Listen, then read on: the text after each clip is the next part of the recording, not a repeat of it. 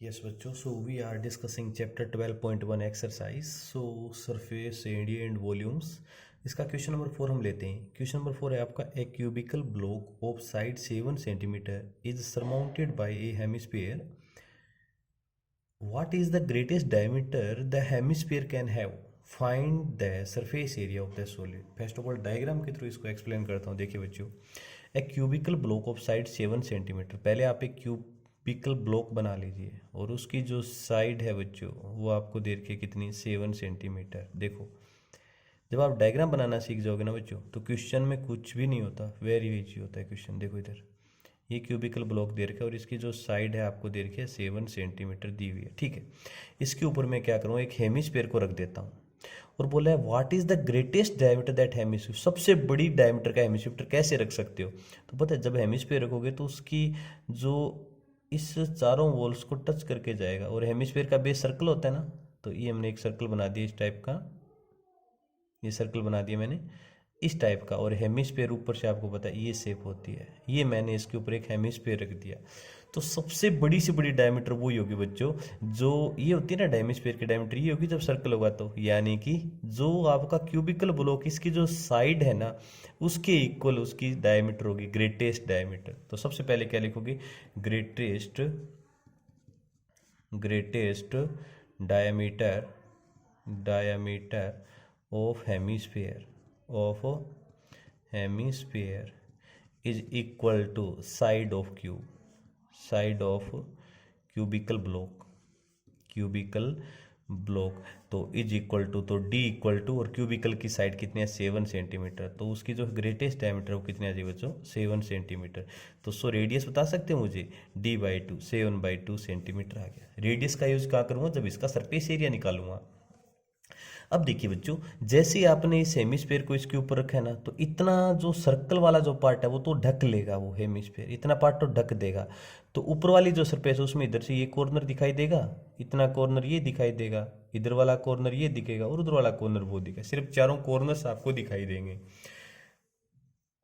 तो जो सरफेस आपको दिखाई दे रही है उसका एरिया निकालना है. तो क्या लिखोगे, सो surface area of solid, surface area of solid. ध्यान से देखना बच्चों, मैं क्या क्या निकालूं.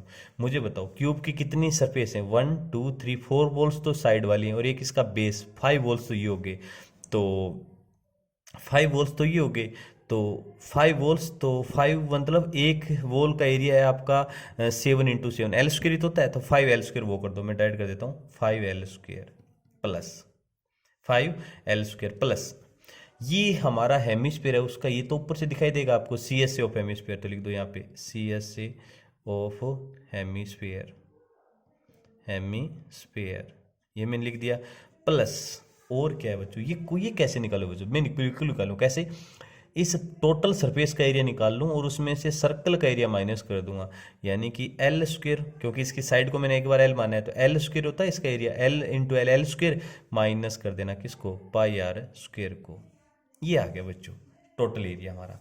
तो 5L² और L² कितना बन जाएगा, 6L². हेमिस्फीयर का CS होता है 2πr² और इधर हमारा माइनस का πr². मैंने क्या किया बच्चों, 5L² प्लस L² कितना 6L² और CS ऑफ हेमिस्फीयर 2πr², ये कर दिया माइनस πr. और थोड़ा सोल्व करो, 6L² प्लस 2πr² में से πr² को अगर सब्ट्रैक्ट करोगे तो πr² आ जाएगा. L की वैल्यू बताओ 7 प्लस पाई की वैल्यू 22/7, r² 7/2 × 7/2. तो 6 × 7 7 जा 49 आ जाएगा, प्लस 7 से 7 कैंसिल, 11 जा 77 में नीचे 2 रह जाएगा. मल्टीप्लाई कर दो बच्चों इसको. तो 49 का जब मल्टीप्लाई करोगे ना आप 6 के साथ तो 294 आ जाएगी. तो आपका 77 को 2 से डिवाइड करोगे तो 38.5, दोनों को ऐड कर दो. तो मैंने जब इसमें 38.5 आप ऐड करोगे तो 332.5 सेंटीमीटर स्क्वायर. और ये हमारा क्या आ गया बच्चों, total surface area of the solid आ गया. जो सॉलिड हमें दिखाई दे रहा था इस वाला, इसकी शेप, उसका हमारा क्या आ गया, सरफेस एरिया कितना है बच्चों, 332.5 सेंटीमीटर स्क्वायर. अंडरस्टैंड. और ये क्वेश्चन इंपॉर्टेंट है बच्चों, point of view of exam के पॉइंट ऑफ व्यू से.